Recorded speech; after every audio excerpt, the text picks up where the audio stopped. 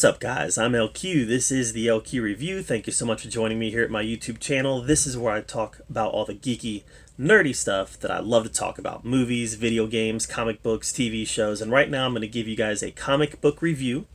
This is Teen Titans Endless Winter Special number 1. So this is part 6 of 9 of Endless Winter. And I've been talking about every issue of Endless Winter on this channel. And for the most part, the storyline has been a big letdown. I haven't enjoyed it like I was hoping that I would. I was really hoping this would be a fun, linear crossover event that we could enjoy after the kind of the muddled mess that Dark Knight's Metal was. And to be fair, I liked a lot of Dark Knight's Metal. It just ran on for like 3+ years and it became far too convoluted and far too expansive to follow everything. So after that mess, I was excited about getting a pretty straightforward crossover that was told in a reasonable number of issues, that was told in a very linear fashion.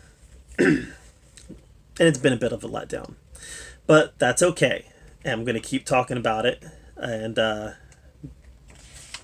because I want to finish it. So this issue opens up just like most of the other issues have. It opens up with a flashback to the Frost King. And in this one, we learn that the Frost King's family is not in good shape. And that they probably died. And they probably died because of him. And as you can see, he is not happy. My wife, my children. Well, dude, it's your fault, man. It's your fault, bro. And, you know, when he sees that he lost his wife and children, he says, "I'm going to take your world from you." He's becoming more and more of a generic villain, by the way. And I'm more and more believing that this is Ewald Olafsdatter, Ice's brother from the original, storyline back in the 90s. And then, for whatever reason, they drop us into the Titans. The Titans have not been in any of the other 5 issues, and it's like the obligatory, well, if we're going to make a real crossover, we need to include people that aren't in the Justice League. Who are we going to put? Well, let's put the Titans in there. And we can use this as a chance to set up Titans Academy. Which they do. There's a lot of, I've stopped reading the Titans books some time ago.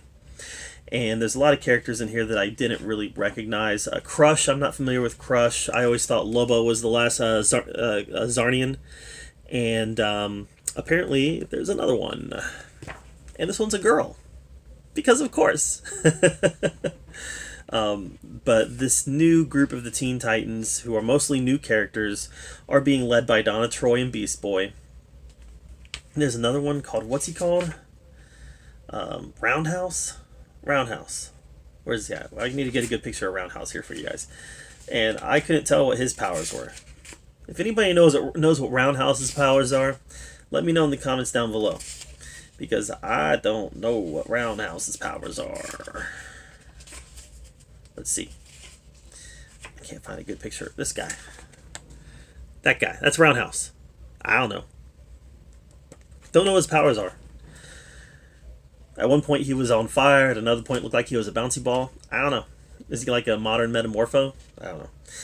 But at one point they actually find a woman trapped in the ice, and she has ice powers. I'm wondering if they are going to reintroduce ice, and this time turn her into a I guess race bending her, turning her into a Middle Easterner. And honestly, this probably isn't ice. But it wouldn't surprise me if it was, either. Because she does have ice powers, and she showed up during Endless Winter. And Ice, while the character has been established at some point in... honestly, I don't know if she's been established since Rebirth. I know she was in the New 52. I don't know if Ice has been established since Rebirth. I don't remember. I don't think she has. So they could be establishing Ice as a new character since Rebirth. But again, like so many of the other Endless Winter books, this one really just kind of tells a side story that doesn't progress the story a whole lot. It's like we're going to get 8 issues of fighting ice monsters and talking, and then the last issue is going to be them fighting the Frost Giant, or the Frost King. It really seems like it's what it's going to be. So again, not a whole lot really happened here other than finding the girl in the ice, and other than seeing the Teen Titans respond to this crisis a bit. Not a lot happened in here. It was just kind of another throwaway endless winter story that we're just getting too many of now. Probably there was some relevant stuff in the Frost King's origin story, which every issue is telling a piece of the origin story a little bit in the beginning. Probably that's going to be relevant, but the rest of this, it just felt like we got to have more people in here than the Justice League, so let's put the Teen Titans in. That's really what it felt like. So, that's my take on Teen Titans Endless Winter Special number 1, Endless Winter Part 6. Have you read it? Let me know in the comments down below what you thought of it. Make sure that you subscribe to my channel. And as always, thank you so much for joining me right here at the LQ Review, where we get to talk about all the geeky, nerdy stuff that we love to talk about. Until next time, we'll see you guys later.